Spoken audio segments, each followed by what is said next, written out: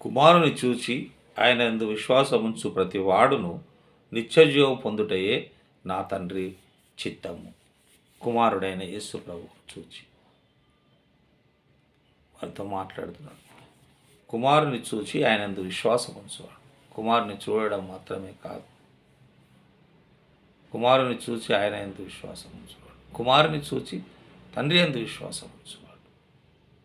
దేవుని యందు విశ్వాసం ఉంచువాడు. ప్రతి వాడును విశ్వాసముంచు ప్రతి వాడును నిత్యజీవం పొందుటయో నా తండ్రి చిత్తం. పరలోక రాజ్యములు ప్రవేశించడమే, నిత్యజీవమునకు వారసుడవుటనే నా యొక్క తండ్రి చిత్తం. ప్రతి వాడు కుమారుని చూచి దేవుని యందు విశ్వాసం ఉంచే ప్రతి వాడును నిత్యజీవం పొందుటే మరి ఆయన చిత్తము అని, నా తండ్రి చిత్తము అని యేసు ప్రభువు